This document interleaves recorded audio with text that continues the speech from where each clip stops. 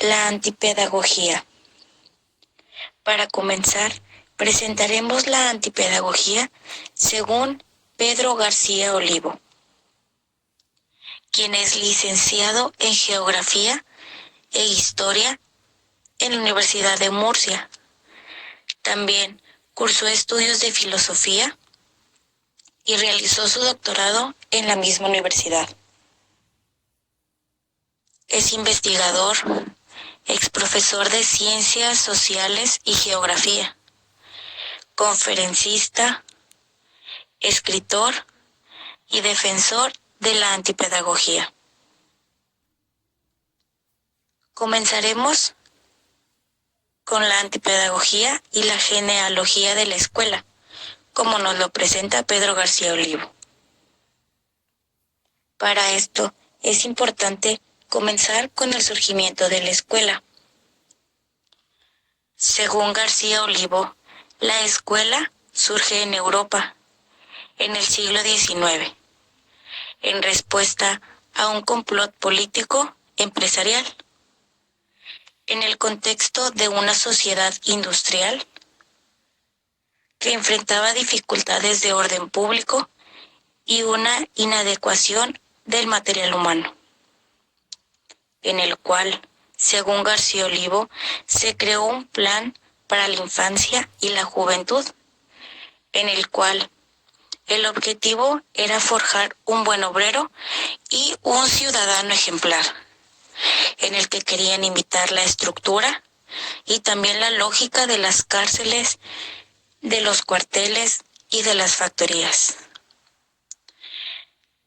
García Olivo comienza con su crítica en una forma diferente, a la cual llamó trípode escolar, conformada por el aula, el profesor y la pedagogía.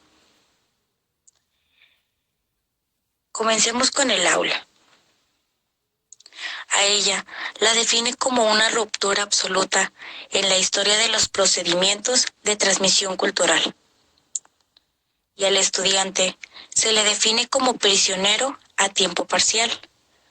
Como se mencionaba hace un momento, había una gran analogía o similitud entre los comportamientos de los menores de las escuelas y las actitudes de los presos. García Olivo afirma que para educar no es preciso encerrar. La educación sucede, ocurre y acontece en todos los momentos. El profesor.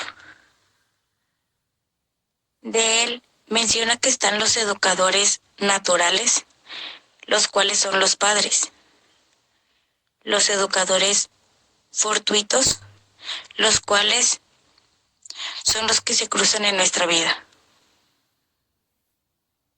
Pero en sí, al profesor lo define como mercenario, en lo económico y también en lo político. En lo económico, porque aparece como el único educador que proclama consagrarse a la más noble de las tareas, y a pesar de eso, cobra. Como mercenario en lo político, porque se halla forzosamente inserto en la cadena de la autoridad. También menciona que el profesor es un portador de verdades que benefician la vida y los cuales tienen una vocación. A la pedagogía la define como una disciplina que suministra al docente una dosis de cierto engaño o también una mentira vital. Esta se encarga también de readaptar el dispositivo escolar a las sucesivas necesidades de la máquina económica y también de la política. Por último, se presentarán las razones políticas del antipedagogismo actual. Según Fernando Gil Cantero, quien es de nacionalidad española y es doctor en Filosofía y Ciencias de la Educación. Él nos explica la desacreditación cultural del pensamiento pedagógico. Esto debido a que se encuentran las llamadas pedagogía tradicional y también la pedagogía progresista o nueva. Gil Cantero afirma que los pedagogos colaboran en el desprestigio del discurso pedagógico. Es importante mencionar que a la pedagogía tradicional se le atribuyen todos los males de la educación, aunque también las bondades. Y lo mismo ocurre con la pedagogía progresista.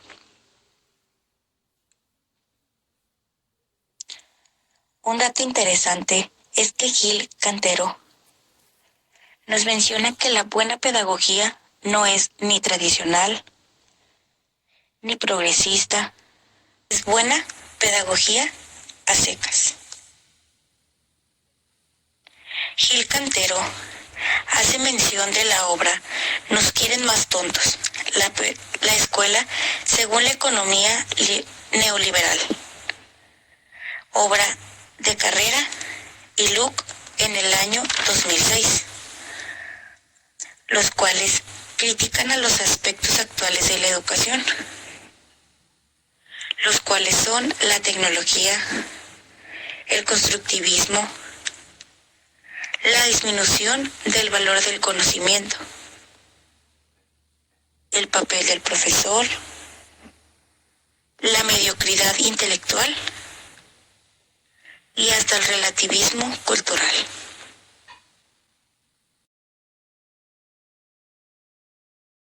Y para terminar,